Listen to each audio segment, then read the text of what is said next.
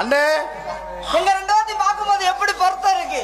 ஆஹா எல்லாம் மோகனம்பாள் சிவாஜி கணேசன் பத்மினி மாதிரி இருக்கீங்க அண்ணே. நீங்க சிவாஜி கணேசன் மாதிரியும் அவங்க பத்மினி அம்மா மாதிரியும் அவ்வளவு அழகா. அதுக்கு அது இல்லாம நீ வந்தா கூட ஊதுன மாதிரி தான் இருக்கு. இதுக்கு மேல நகைச்சுவை உலகத்துல இல்லடா போடா. எங்க ஒரு தடவை ஊதுங்க. நலந்தானா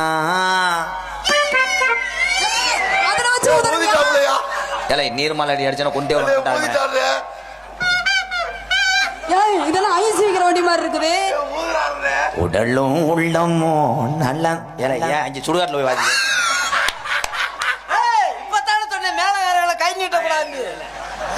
அப்ப நீயே அடுத்தனே அந்த பையன் கேமராமேன் வேல்ராஜ் இங்க இருக்காரு. அங்க போற கிடந்தாலும் வர மாட்டேன்.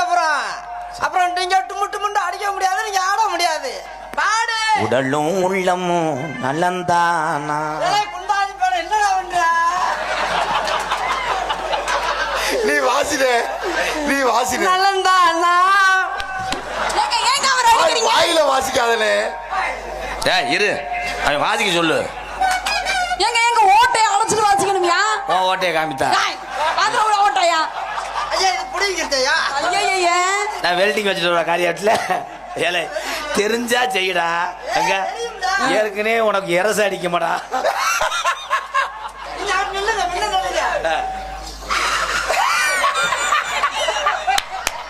ஊதங்களை வாயில வச்சா எடுக்காம ஊதணும். வாயில தெரிச்சிருச்சு. வாயில வச்சா எடுக்காம ஊதணும். ரொம்ப பிரமாதமா ஊதுவேன். என்ன ஊதுறீங்க?